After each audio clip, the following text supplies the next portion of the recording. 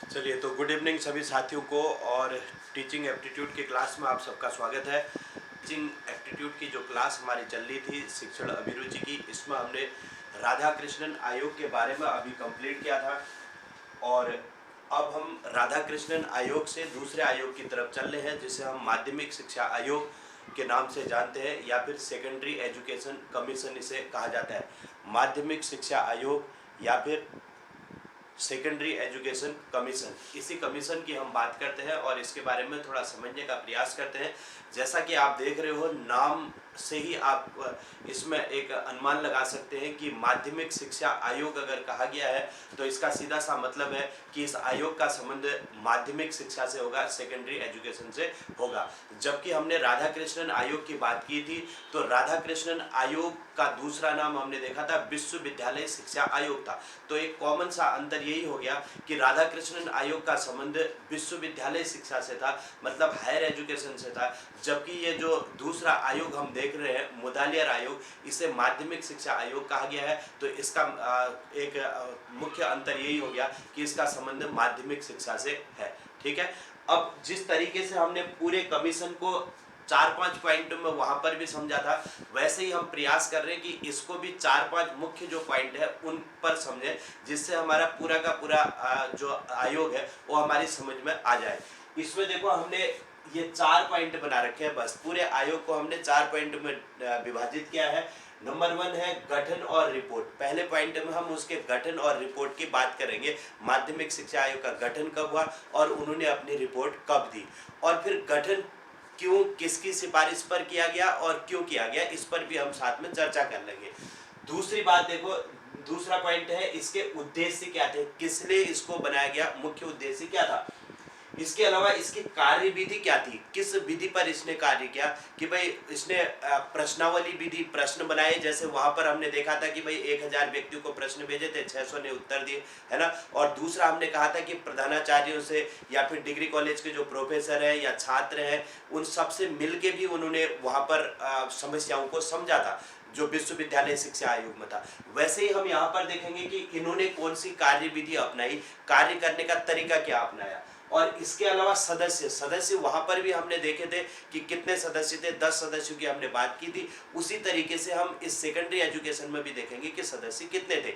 तो हमारे दो मुख्य हेडिंग ये होगी, गठन कब हुआ और रिपोर्ट कब मिली, और उद्देश्य क्या थे, कार्य विधि क्या थी, और सदस्य कितने थे। दो मुख्य पॉइंट हमारे ये होंगे। तीसरी हेडिंग में चलते हैं। तीसरा है माध्यमिक शिक्षा की समस्याएं। जो सेकेंडरी एजुकेशन की जो प्रॉब्लम्स थी उन पर हम बात करेंगे। उन्होंने क्या सेकेंडरी एजुकेशन की समस्याएं क्या क्या देखी, जो अपने जब उन्होंने रिपोर्ट बनाई तो उसमें उन्होंने सेकेंडरी एजुकेशन की क्या क्या समस्याएं बताई, कि भाई कौन कौन सी मुख्य समस्याएं हैं जिन पर काम करना जरूरी है। उन समस्याओं के बारे में हम यहाँ पर बात करेंगे। जो प्रॉब्लम्स थी सेकेंडरी एजुकेशन में, उन पर हम चर्चा करेंगे। तीसरी हमारी मुख्य हेडिंग ये रहेगी। चौथी मुख्य हेडिंग क्या रहेगी, माध्यमिक शिक्षा हेतु सुझाव। अब उन्होंने प्रॉब्लम्स तो देख लिया, अब उनका सॉल्यूशन भी बताना था। तो उन्होंने माध्यमिक शिक्षा के लिए अपने कुछ सॉल्यूशंस बताए, सुझाव बताए कि भाई इन इन सुझावों को किया जाए, या अपनी कुछ सिफारिशें दी कि भाई हम चाहते हैं कि ये किया जाए माध्यमिक शिक्षा के लिए, और सरकार को उसके बाद अपनी रिपोर्ट भेज दी। तो ये 4 हमारे मुख्य बिंदु रहेंगे। इसलिए इन 4 पॉइंटों को अगर आप ध्यान दो तो पूरा का पूरा माध्यमिक शिक्षा आयोग इसी के अंतर्गत हमारा आता है। तो इसमें सबसे पहले हम बात करते हैं पहले पॉइंट में। नंबर 1 आता है गठन एवं रिपोर्ट। गठन एवं रिपोर्ट पहली हेडिंग लिख लेंगे सभी लोग। इसको आप ऐसे ही बना लो, हेडिंग लिख लो, माध्यमिक शिक्षा आयोग 1952-53। इसे सेकेंडरी एजुकेशन कमीशन भी कहा जाता है। और इन 4 मुख्य बिंदु को बना लो, क्योंकि इससे आपको समझ आ जाएगा कि वैसे तो आपको लगेगा कि भाई कई सारे पेजों में माध्यमिक शिक्षा आयोग पढ़ते पढ़ते हम थक जाएंगे, लेकिन अगर हम इन 4 बिंदुओं पर ध्यान दें तो हमें इन्हीं के ऊपर चलना है। बस इससे बाहर हमें कहीं नहीं जाना है। इन 4 बिंदुओं को लेकर के हमें चलना है, उसी के आधार पर हमें अपना काम करना है। ठीक है। अब बात आती है गठन की। तो इसका सबसे पहले हम बात करते हैं गठन। तो इसका गठन कब हुआ था, 23 सितंबर 1952। अब 1952-53 दे रखा है, तो उस पर हम चर्चा करेंगे। गठन हुआ 23 सितंबर 1952 को, और रिपोर्ट कब दी, तो इनकी रिपोर्ट जो है, रिपोर्ट ध्यान देंगे 29 अगस्त 1953 को इन्होंने अपनी रिपोर्ट दी। अब देखो वहां पर हमने जो चर्चा की थी 4 नवंबर की बात की थी। 4 नवंबर 1948 को गठन हुआ था और 25 अगस्त 1949 को 49 को उन्होंने अपनी रिपोर्ट दी थी। अब इन दोनों को ध्यान रखना पड़ेगा क्योंकि इसके बाद में फिर दोनों में अंतर भी कंपेयर भी कराऊंगा दोनों को कि भाई माध्यमिक जो विश्वविद्यालय शिक्षा आयोग था उन्होंने कब उसका गठन कब हुआ, रिपोर्ट कब आई, है ना, सदस्य कितने थे, इसमें सदस्य कितने थे, उद्देश्य क्या था, इसका उद्देश्य क्या था, उससे चीजें और क्लियर होंगी। क्योंकि जैसे जैसे हम आगे बढ़ेंगे ना फिर ये कंफ्यूजन क्रिएट होते रहेगा, इसलिए इन दोनों को साथ साथ फिर अगले उनके साथ कंपेयर करते हुए चलोगे तो चीजें और अच्छे से क्लियर हो जाएंगी। गठन देखो 23 सितंबर 1952 को इसका गठन हुआ और रिपोर्ट देखो 29 अगस्त 1953 को इन्होंने अपनी रिपोर्ट दी। अब गठन कैसे हुआ, वहां पर भी हमने गठन की बात की थी, 2 हमने समितियां बताई थी। उसी तरीके से इसके अगर गठन की बात करें तो इसमें केंद्रीय शिक्षा सलाहकार बोर्ड CABE जिसे हमने वहां पर कहा था, केंद्रीय शिक्षा सलाहकार बोर्ड, उसी की सिफारिश पर यहाँ पर मुदालियर आयोग का भी गठन किया गया। ठीक है, तो इधर पर मैं अब इनके कुछ पॉइंटों को लिखूंगा कि मुदालियर आयोग या फिर माध्यमिक शिक्षा आयोग, मुदालियर आयोग का गठन केंद्रीय शिक्षा सलाहकार बोर्ड, केंद्रीय शिक्षा सलाहकार बोर्ड मतलब इसका CABE, central advisory board of education की सिफारिश पर अब आपने एक नाम सुना होगा कि ताराचंद आयोग का गठन हुआ था 1948 में। माध्यमिक शिक्षा की समीक्षा के लिए ताराचंद कमेटी का गठन किया गया था 1948 में। अब इन्होंने कहा कि भाई जो केंद्रीय शिक्षा सलाहकार बोर्ड है, इन्होंने कहा कि भाई मुदालियर आयोग से कहा गया कि जो ताराचंद कमेटी ने अपनी रिपोर्ट दे रखी है आप उसकी समीक्षा करो, उसके आधार पर आप उसको देखो और चेक करो कि भाई उसमें और भी कुछ समस्याएं हैं या वो रिपोर्ट ठीक है या किस हिसाब से आगे हम माध्यमिक शिक्षा पर काम करें, उसके लिए इस माध्यमिक शिक्षा आयोग का गठन किया गया। तो मुदालियर आयोग का गठन केंद्रीय शिक्षा सलाहकार बोर्ड की सिफारिश पर 1948 में गठित 1948 में गठित ताराचंद समिति की समीक्षा हेतु की गई थी। समिति की समीक्षा हेतु की गई। इसका मुख्य उद्देश्य क्या था कि जो ताराचंद समिति 1948 में बनी थी उस समिति की समीक्षा करना और उसी के आधार पर माध्यमिक शिक्षा के लिए अपनी रिपोर्ट देना। ठीक है, कि समीक्षा करना और माध्यमिक शिक्षा के लिए और माध्यमिक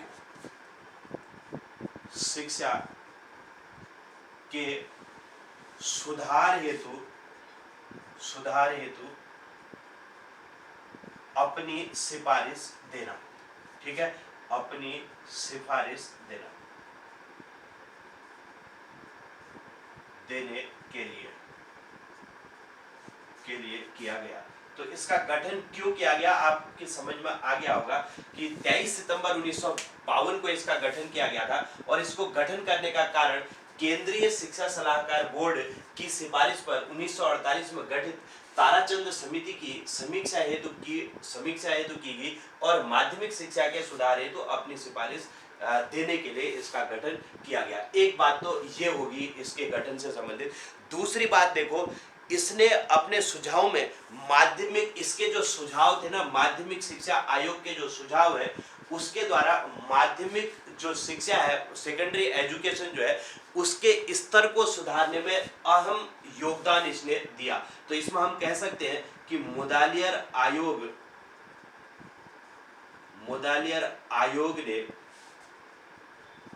आयोग ने माध्यमिक शिक्षा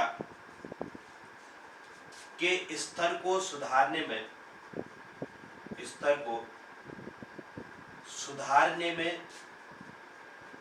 अहम योगदान दिया। इसका मतलब यही हो गया कि इसका बहुत बड़ा योगदान रहा आज के समय में भी आधुनिक जो शिक्षा की नींव है वो किस आयोग ने रखी, तो इसी मुदालियर आयोग को कहा जाता है कि इसने आधुनिक शिक्षा की नींव रखी। इसीलिए इस पर भी हम आप बात करते हैं, आधुनिक शिक्षा की नींव रखने वाला आयोग भी इसे कहते हैं। तो अगला पॉइंट आ जाता है कि मुदालियर आयोग को आधुनिक शिक्षा की नींव रखने वाला आयोग भी कहते हैं। आधुनिक शिक्षा की नींव रखने वाला आयोग भी कहा जाता है, आयोग भी कहते हैं। और इसके अलावा एक बात और महत्वपूर्ण आती है इसमें, जो मुदालियर आयोग है उसे शिक्षकों का बाइबिल भी कहा जाता है। यह भी इसका बहुत इंपॉर्टेंट पॉइंट होता है कि इस आयोग को या मुदालियर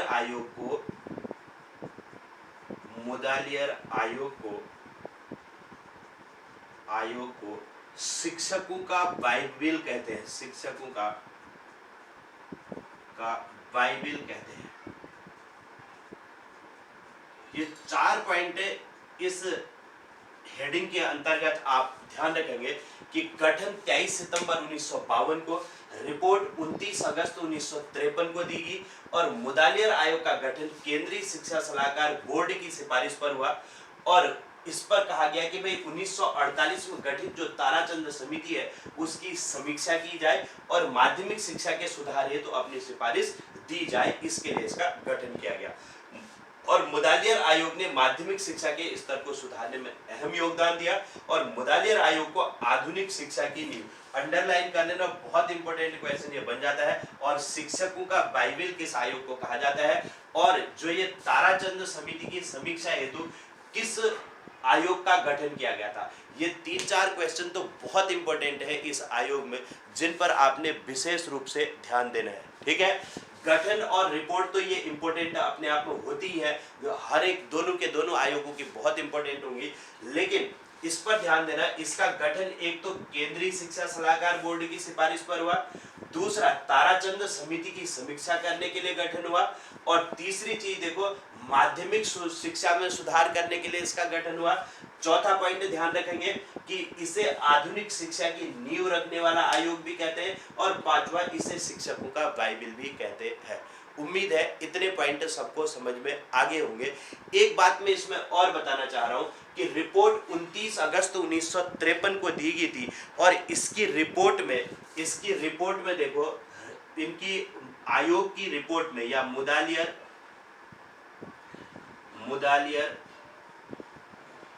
आयोग की रिपोर्ट में कितने अध्याय थे, तो एक तो 14 अध्याय थे, अध्याय 14 अध्यायों में, और पृष्ठ कितने थे इसमें, पृष्ठ तो 244 244। अब ये 14 चैप्टर है इसमें, और पृष्ठ पेज कितने हैं, तो 244 पेज है।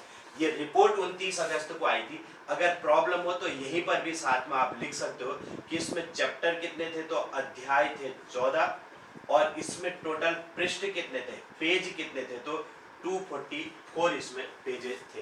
तो ये इनकी रिपोर्ट के बारे में, इस बात को भी सबने ध्यान रखना है। ठीक है, तो चलिए इतने पॉइंट आप लिखो, फिर हम यहाँ से आगे बढ़ते हैं और दूसरे हेडिंग की तरफ चलते हैं कि इसके उद्देश्य क्या थे और कार्यविधि क्या थी और सदस्य कितने थे। तो उम्मीद है ये पहला वाला जो हमारा मुख्य हेडिंग थी, गठन और रिपोर्ट से संबंधित बातें आपको समझ आ गई होंगी, और यहाँ से ही अधिकांश क्वेश्चन इसी से बनते हैं। इस बात को आप लोग ध्यान रखना, क्वेश्चन इसी पेज से अधिकांश इसमें बनेंगे। इस पेज के जितने भी पॉइंट है ये सारे के सारे इसमें इंपॉर्टेंट है। सभी लोग इन पॉइंट को लिख लें। ठीक है, तो हम आगे बढ़ते हैं। आप लोग एक बार फिर से देखो, माध्यमिक शिक्षा आयोग की हम बात कर रहे हैं, सेकेंडरी एजुकेशन कमीशन।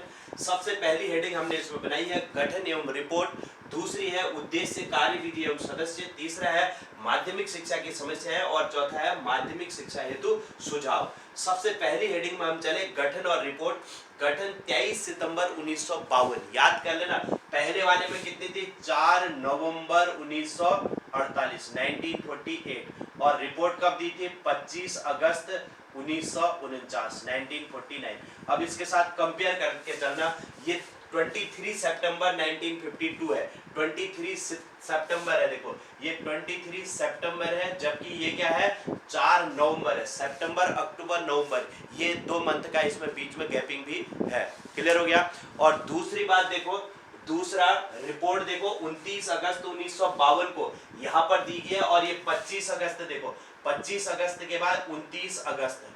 ये 4 दिन का अंतर यहाँ पर है। 25 अगस्त को इनकी रिपोर्ट आई थी और 29 अगस्त को इनकी आई थी, लेकिन ये 49 है तो 53 है। इस बात को ध्यान रखेंगे। तो ये बात भी आपको समझ में आ गई होगी।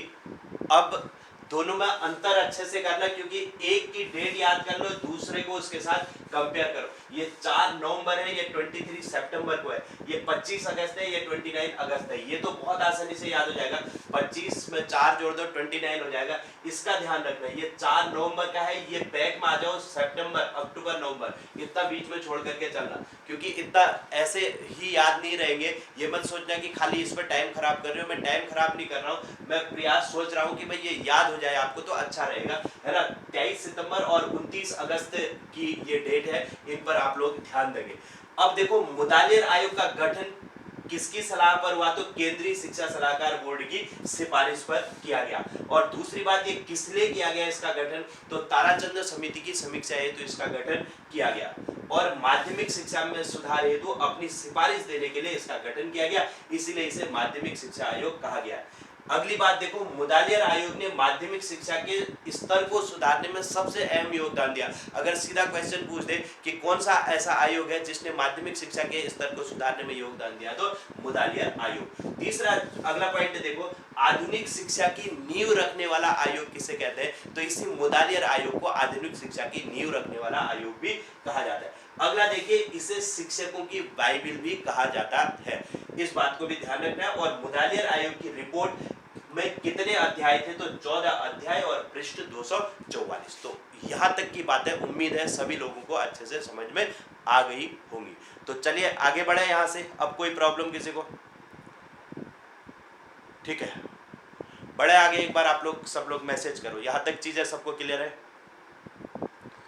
चलिए, तो अगली हेडिंग लिखते हैं, उद्देश्य, कार्यविधि और सदस्य। ठीक है, इसका उद्देश्य क्या था, कार्यविधि कैसी थी, कार्यविधि और सदस्य कितने थे, और सदस्य, इन 3 चीजों को अब समझते हैं। पहली 2 चीजें हमने समझ ली हैं, गठन और रिपोर्ट से संबंधित। अब अगली 3 बातों पर हम काम करते हैं, इनको समझने का प्रयास करते हैं।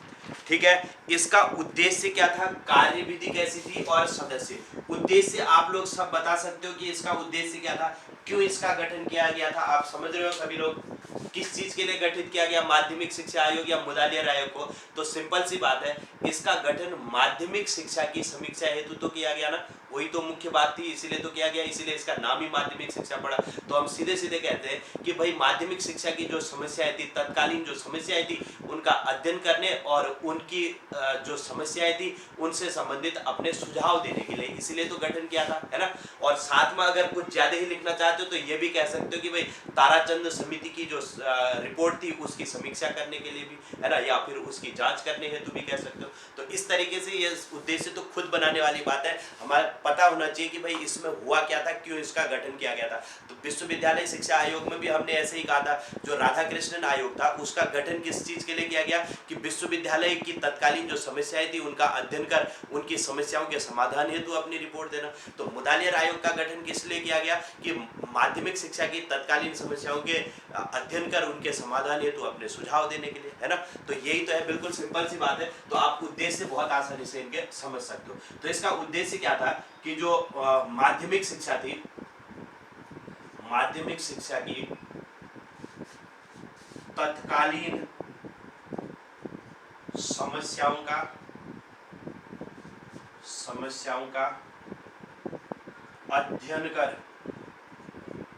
अध्ययन कर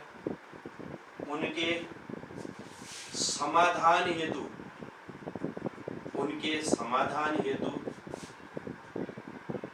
अपने सुझाव देना, सुझाव देना, ये इसका मुख्य उद्देश्य था। ठीक, तो उद्देश्य भी हमें क्लियर हो गया, तो अब इसमें कोई प्रॉब्लम की बात हमारी नहीं है, ये पॉइंट भी हमारा क्लियर हो गया। अब बात करते हैं कार्य विधि की। उद्देश्य के बाद अगला क्या है, कार्य विधि। तो नेक्स्ट हेडिंग लिखेंगे कार्य विधि।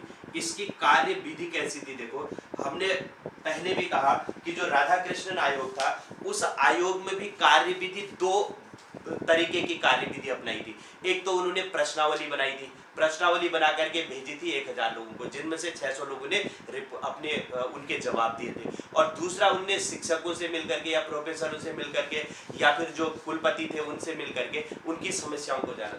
वैसे ही इन्होंने भी दो तरीके अपनाए, एक तो प्रश्नावली बनाई और दूसरा जो है साक्षात्कार लिया, इंटरव्यू लिया, मतलब साक्षात्कार वही हो गया।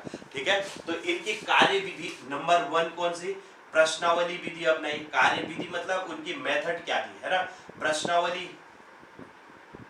प्रश्नावली बनाएगी, एक तो प्रश्नावली विधि बनाई और दूसरी इनकी मेथड क्या थी, साक्षात्कार मतलब इंटरव्यू। हाँ, साक्षात्कार विधि, ये दो विधियां अपनाई। एक तो प्रश्नावली क्वेश्चन बना दिए, कुछ क्वेश्चनों की एक सीरीज जैसी बना दी, उनसे रिक्वेस्ट की कि भाई इन क्वेश्चनों के आप आंसर भेजें, क्योंकि हम अपने सुधार हेतु ये काम कर रहे हैं, शिक्षा के सुधार हेतु। इस पर आप लोग, आपका क्या सोचना है, आप लोग इस तरीके से प्रश्नों के उत्तर भेजें। तो ये तो हो गया प्रश्नावली विधि। दूसरा साक्षात्कार मतलब इंटरव्यू, लोगों से सीधे सीधे मिल करके उनसे इंटरव्यू लिया गया। ठीक है, तो ये दो चीजें हमारी ये भी क्लियर होगी, उद्देश्य, कार्य विधि और सदस्य। सदस्य सब लोगों को याद होगा कि जो राधा कृष्णन आयोग था उसमें सदस्य कितने थे, हमने पढ़े थे। तो बताइए जरा कितने सदस्य थे, एक बार बताओ तो, राधा कृष्णन आयोग में सदस्य कितने थे?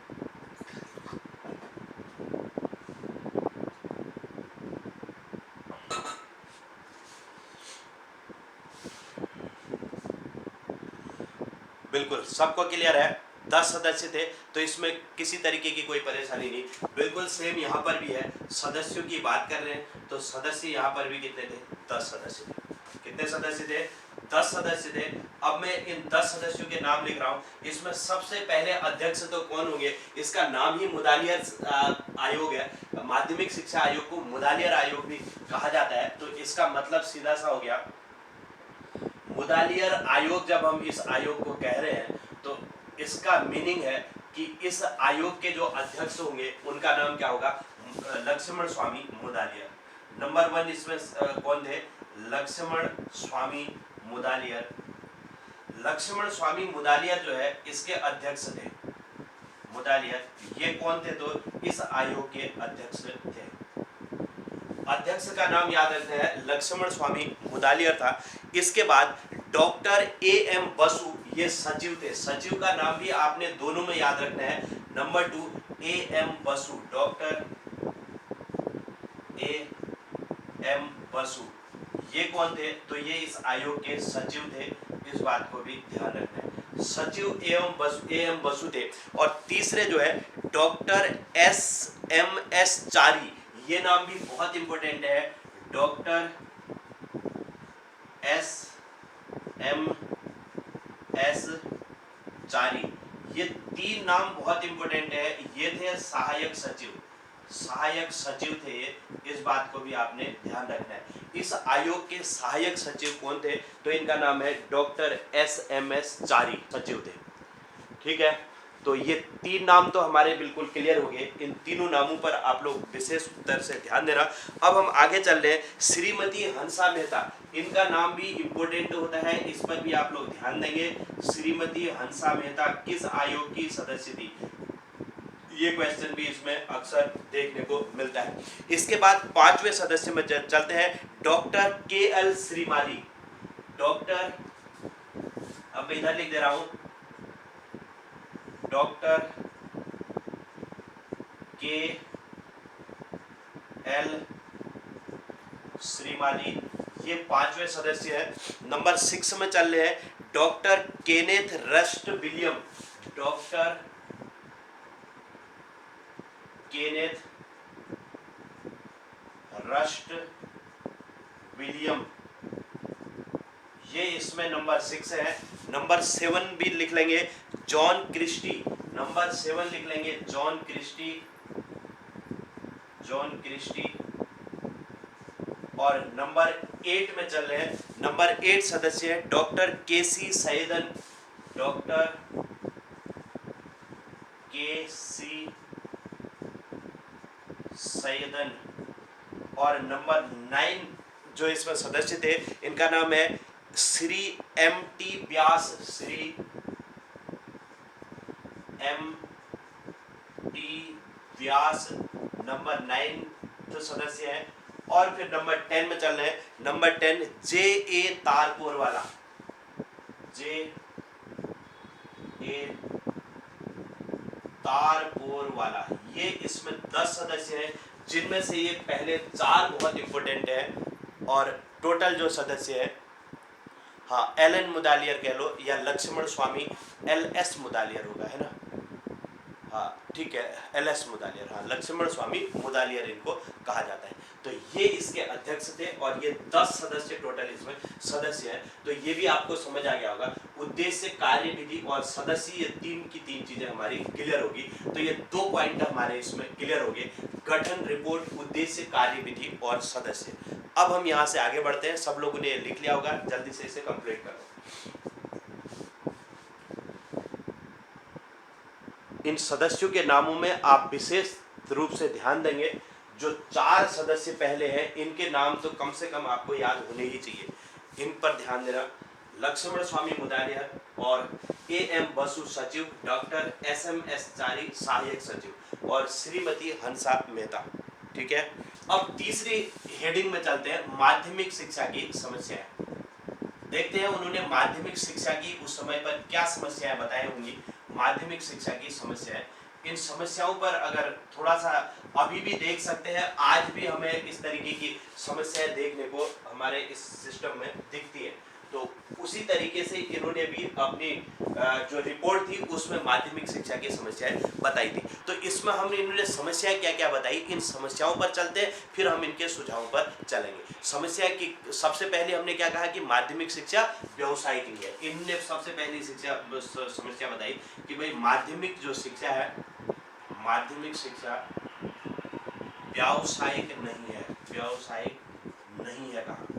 इस पॉइंट को ध्यान रखना, व्यावसायिक वाला मैं पहले ही लिखाना चाह रहा था लेकिन वहां पर मैं लिखा नहीं पाया, इसलिए आप लोग ध्यान देना। जब मैंने गठन के बाद कुछ 4-5 पॉइंट लिखाए थे, उनमें चाहो तो उनमें लिख लेना, नहीं तो कहीं पर भी आप लिख लेना कि व्यावसायिक शिक्षा से संबंधित सबसे पहले सुझाव किस आयोग ने दिया। तो इस वैसे तो पहले भी गांधी जी ने भी बात की थी, वहां पर वर्धा आयोग वगैरह उसमें भी हमने पढ़ी रखा है। गांधी जी ने बार बार उसमें ग्रामीण क्षेत्रों में शिक्षा बढ़ाने के लिए और व्यावसायिक शिक्षा देने की बात तो पहले भी करते थे, लेकिन जो है इस आयोग ने भी यहाँ पर माध्यमिक शिक्षा व्यावसायिक नहीं है ये इन्होंने कहा था। और साथ में कहा कि यह छात्रों के वास्तविक जीवन से संबंधित नहीं है, और यह छात्रों के वास्तविक जीवन से संबंधित नहीं है, वास्तविक जीवन से संबंधित नहीं है, संबंधित नहीं है। क्लियर हो गया? एक तो ये हो गया। दूसरी बात हमने कहा, शिक्षण विधि की बात की, टीचिंग मेथड्स की बात की। इन्होंने कहा कि भाई शिक्षण विधियां लाभदायक नहीं है कहा। दूसरा इन्होंने क्या कहा कि जो शिक्षण विधियां हैं वो लाभदायक नहीं है कहा। सेकेंडरी एजुकेशन की शिक्षण विधियां लाभदायक नहीं है, शिक्षण विधियां लाभदायक नहीं है, ये भी इन्होंने समस्या बताई। तीसरा इन्होंने कहा कि भाई जो शिक्षण विधियां हैं वो छात्रों में अनुशासन नहीं ला रही हैं। शिक्षण विधियां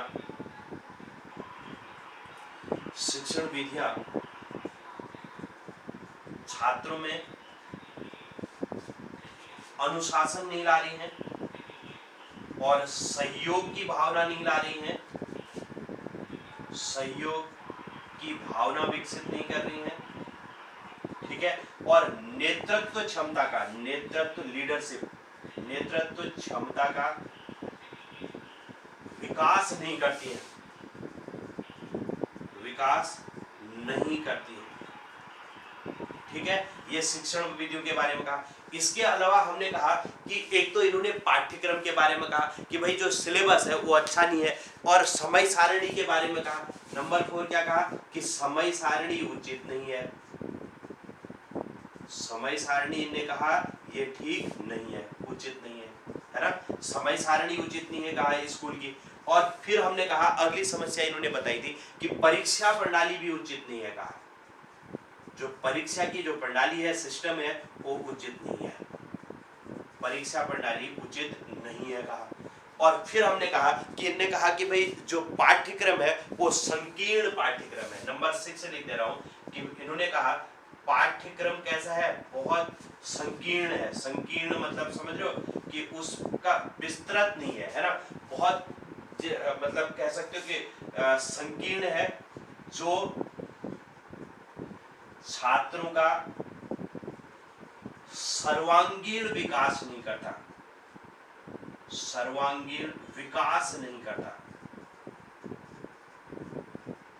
नहीं करता, मतलब ओवरऑल डेवलपमेंट छात्रों का वो नहीं करता, ऐसा पाठ्यक्रम है कहा उन्हें, सिलेबस है, इसलिए इसमें भी सुधार करने की जरूरत है। तो ये 6 मुख्य रूप से हम इनकी समस्याएं लिख रहे हैं, माध्यमिक शिक्षा की समस्याएं जो उन्होंने बताई थी। तो उम्मीद है ये दोनों पॉइंट भी आपको क्लियर हो गए होंगे कि उद्देश्य, कार्यविधि और सदस्य माध्यमिक शिक्षा की समस्या है। यहाँ तक की चीजें मैं उम्मीद कर रहा हूँ आप सब लोगों को समझ में आ गई होंगी। और फिर हम आगे बढ़ते हैं माध्यमिक शिक्षा हेतु सुझाव। अगर कहीं पर समझ नहीं आ रहा है, कोई प्रॉब्लम हो रही है, तो आप लोग अपने मैसेज कर सकते हो, और अगर समझ आ रहा है तो फिर क्लियर है करके भी मैसेज कर देना, जिससे मुझे लगेगा कि हाँ जो मैं कर रहा हूँ वो चीजें ठीक हो रही है। चलिए लिखो इसको। तो अगले पॉइंट में चलते हैं कि माध्यमिक शिक्षा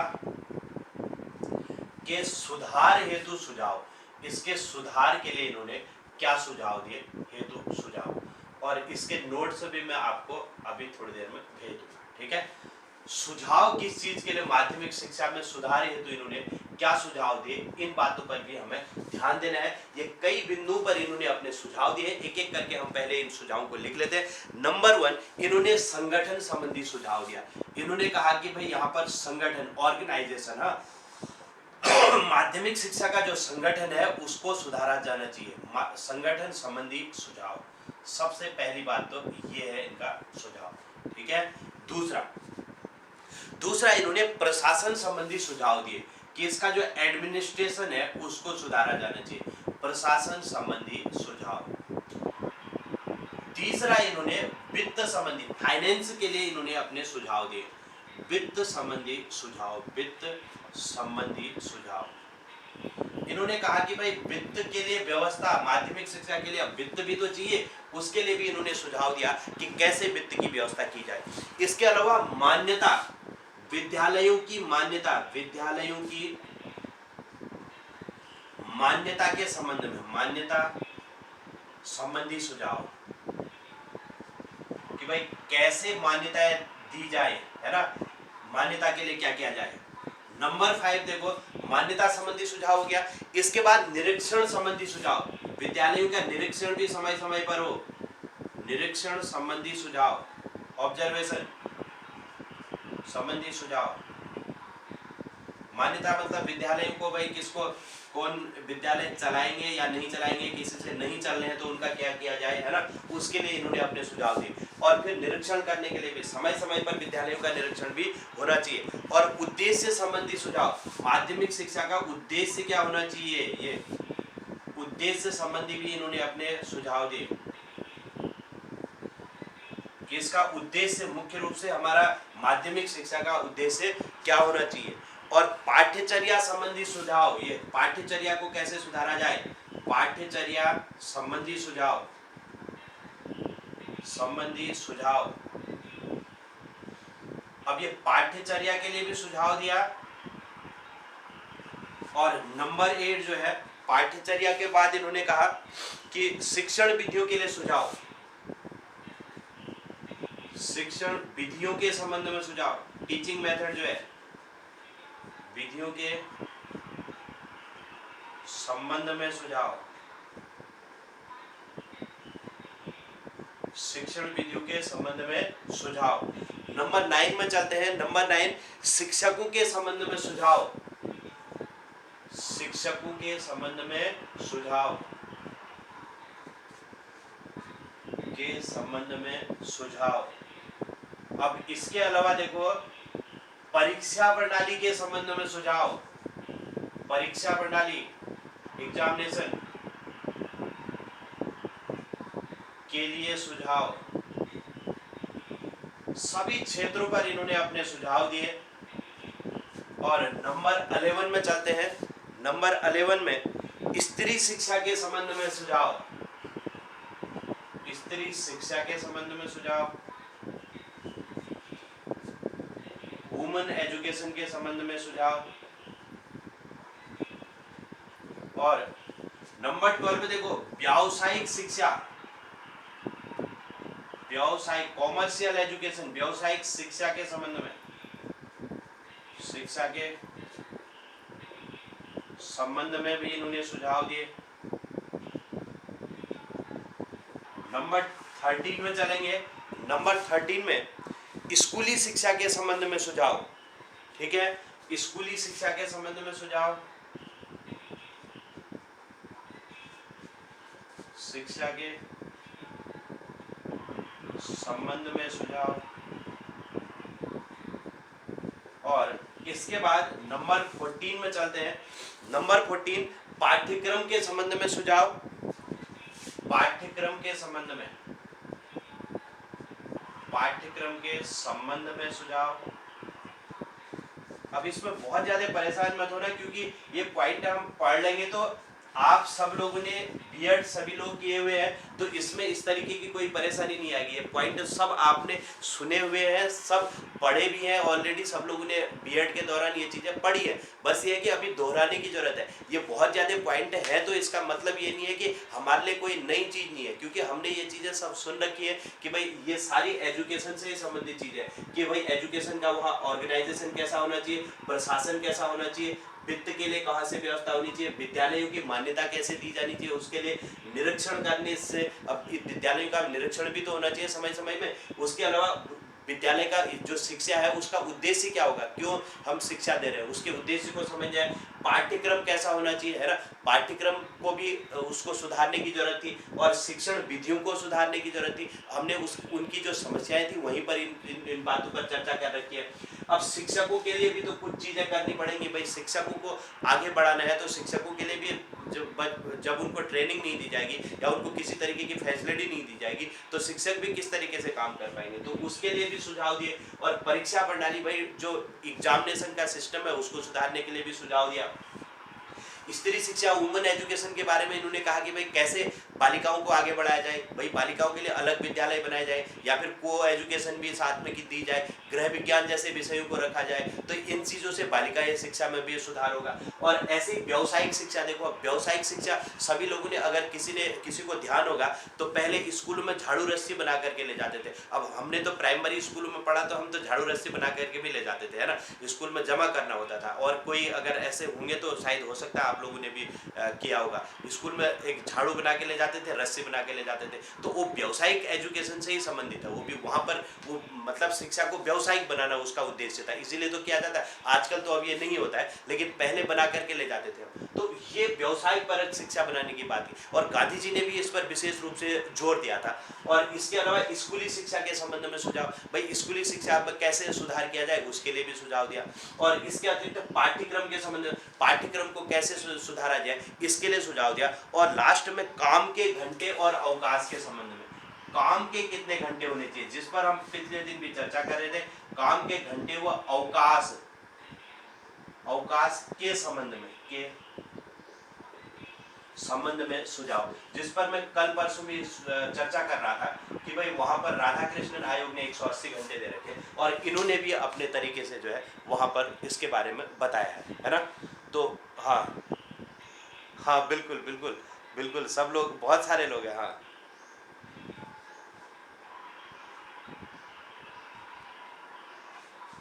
बिल्कुल बिल्कुल, हाँ हाँ, ये हाँ, हाँ सही बात है। आजकल पैसे ले लेते हो गया है ना। हाँ बिल्कुल पूजा, आप ठीक कह रहे हो, वुमेन एजुकेशन के बारे में और एग्रीकल्चर एजुकेशन के बारे में बिल्कुल राधा कृष्णन आयोग ने भी कह रखा है ना।